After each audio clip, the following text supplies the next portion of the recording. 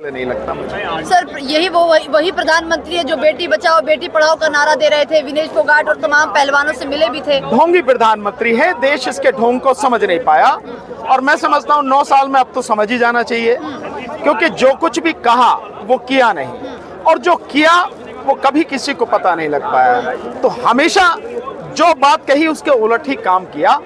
कहने में और करने में जमीन आसमान का अंतर मोदी की बात में रहा है। सर दूसरा सवाल यही है, खाप पंचायत पर भरोसा कर रहे हैं पहलवान, सुप्रीम कोर्ट का क्या होगा फिर? नहीं, केवल खाप पंचायत पर नहीं, आप यहाँ देखेंगे यहाँ हर जाति, हर समाज से, हर प्रदेश से व्यक्ति यहाँ पर आया हुआ है। तो केवल खाप पंचायत की बात नहीं है। ये जो आप सवाल पूछ रहे हैं, मैं समझता हूँ ये सवाल भी ठीक नहीं है। इस तरह से इस पूरे आंदोलन को, जो देश का आंदोलन है, देश की बच्चियों के मान सम्मान का आंदोलन है, उसको आप एक जाति विशेष से जोड़ने का प्रयास कर रहे हैं। ये केवल एक जाति विशेष का नहीं है, ये देश का आंदोलन है। हर जाति समाज का, हर शहर का, हर प्रदेश का व्यक्ति यहाँ पर। सर जिस आंदोलन को आप देश का आंदोलन बता रहे हैं, लेकिन वही दूसरी तरफ ये भी कहा जा रहा है कि यहाँ पर सिर्फ हरियाणा के ही पहलवान नजर आ रहे हैं, बाकी राज्यों के पहलवान। मैं कहाँ आपको नजर आ रहा हूँ? मैं कहाँ का नजर आ रहा हूँ आपको? भाई आप कहाँ के हो? छतरपुर से। ये छतरपुर से, मध्य प्रदेश से, और मैं उत्तर प्रदेश से हूँ। और आप हरियाणा के तो बैठे बैठे बता रहे हो, और यहाँ राजस्थान के भी लोग हैं। यहाँ पे आप देखेंगे कर्नाटक से आए हुए लोग हैं, तमिलनाडु से आए हुए भी लोग हैं, और यहाँ पर गुजरात के भी लोग हैं, पंजाब के लोग हैं, उत्तराखंड के लोग हैं। यहाँ पर आप इधर चले जाए, मध्य प्रदेश, छत्तीसगढ़ के लोग हैं, बिहार के लोग यहाँ पर हैं, हर जगह उत्तर प्रदेश के लोग हैं यहाँ पर। तो ये जो है, ये बात मैं समझता हूँ यहाँ कहने की बजाय आप लोगों को उन्हीं से पूछना चाहिए कि आप झूठ बोल रहे हैं। यहाँ पे हर प्रदेश का व्यक्ति है, तो पूरे देश का आंदोलन है, किसी एक का नहीं। उन्होंने किसान आंदोलन को भी बहुत सीमित करके बताया था, और लेकिन पूरे देश का आंदोलन था। सीए एनआरसी का आंदोलन भी बहुत सीमित करके बताया था, वो भी पूरे देश का आंदोलन था।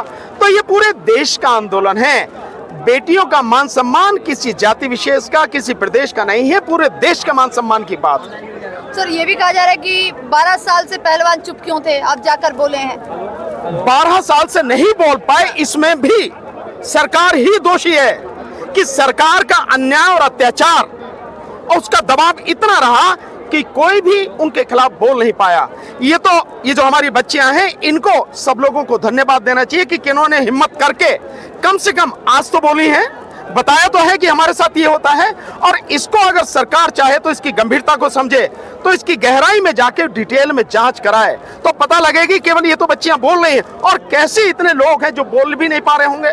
अभी जैसे यहाँ हो रही थी, करीब 70, 80 या 90 बच्चियां हैं जिनके साथ हो रहा है, वो बोल भी नहीं पा रही क्योंकि उनका भविष्य जो है वो भी दांव पे लगा हुआ है। तो इन सारी चीजों को, गंभीरता को समझते हुए इसकी डिटेल में इन्वेस्टिगेशन होनी चाहिए कि कहां कहां किस किस स्तर पर यह अन्याय हो रहा है, किन किन के साथ में हो रहा है। बच्चों को, पहलवानों को, ये जितने भी खिलाड़ी हैं, ये तो हर कोई सुनने में आता कि खाने को प्रॉपर तरीके से नहीं मिलता, ट्रेनिंग भी उनको प्रॉपर तरीके से नहीं होती। ये तो उनका अपना जज्बा है, देश के प्रति उनकी ये भावना है कि वो चाहते हैं बेहतर से बेहतर करें, इसलिए वो मेडल लेकर आते हैं, देश का सम्मान बचाते हैं, ऊंचा करते हैं मान सम्मान। सर अभी जांच के लिए टीम तो बना रखी है सर, अभी इसके लिए जांच तो चल रही है सर। कहाँ जांच चल रही है?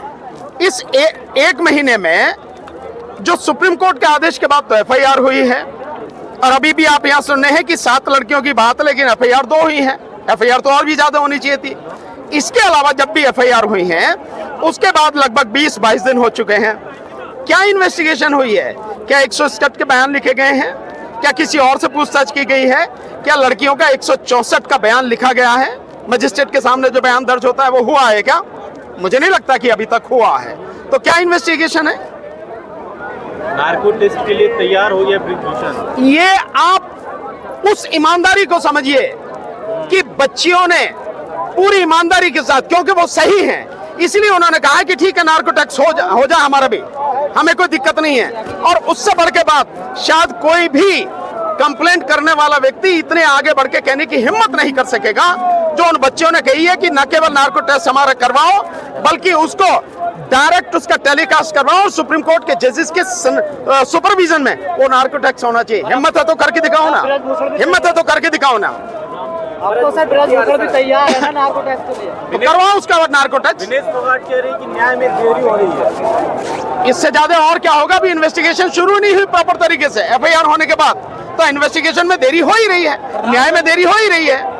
मोदी जी व्यस्त है सर, नए संसद भवन। हाँ बिल्कुल, मोदी जी व्यस्त हैं, मोदी जी हमेशा व्यस्त ही रहेंगे। उससे पहले चुनावों में व्यस्त है, अब यात्रा करने में व्यस्त है, फिर फीता काटेंगे संसद का, फिर कुछ ना कुछ करेंगे, लेकिन काम की बात कुछ नहीं होगी। अधिकार क्षेत्रों से बाहर है, मोदी के अधिकार क्षेत्रों से बाहर है।